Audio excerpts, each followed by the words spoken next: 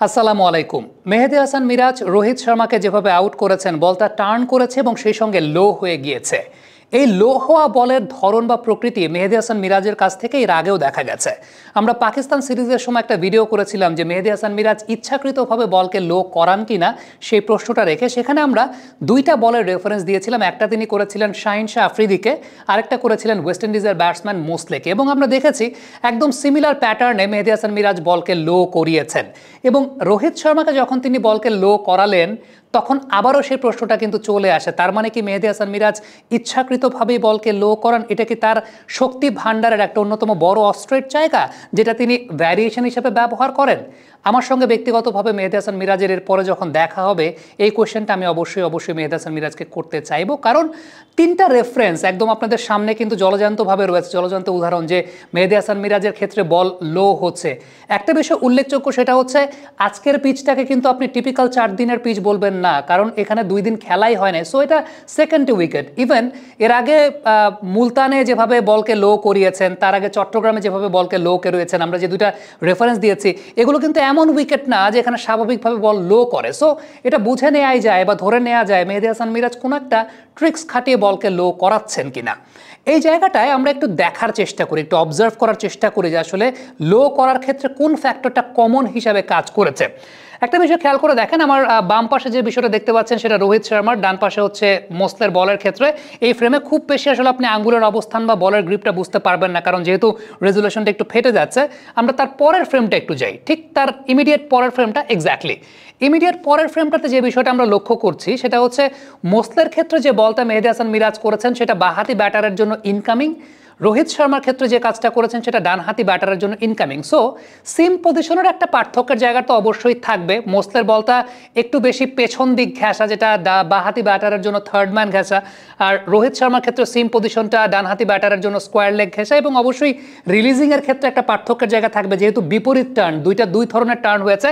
But release করার পরের বলের প্যাটার্নের দিকে যদি আমরা একটু যাই, খেয়াল করে দেখবেন বলের সিমটা রোটেট সে কিন্তু একদম দুই ক্ষেত্রেই ঘড়ির কাঁটার দিক বরাবর বলের সিমটা রোল করছে, এবং দুইটা একদম কমন প্যাটার্নেই রোল করছে। তবে সবচাইতে কমন প্যাটার্ন যেটা আমার কাছে ব্যক্তিগতভাবে মনে হয় যে কারণে বল লো হচ্ছে, সেটা হচ্ছে বলটা যখন বলটা পিচ করছে একদম সিমের হরাইজন্টাল ল্যান্ডিংয়ে। অর্থাৎ খেয়াল করে দেখেন, বলটা পিচ যখন করছে তখন বলের পেটও পড়ছে না, কিংবা বলের সিমটা সোজাসুজিভাবে পড়ছে কিভাবে, হরাইজন্টালি ল্যান্ডিং হচ্ছে। সো এই জায়গাটা দুটো ক্ষেত্রেই কমন পেয়েছি। এর আগের ভিডিওতে আমরা মোসলে এবং শাহিন শাহ আফ্রিদির ক্ষেত্রেও একদম সিমিলার প্যাটার্নই দেখেছিলাম যে বল একটা হরাইজন্টাল ল্যান্ডিং করছে।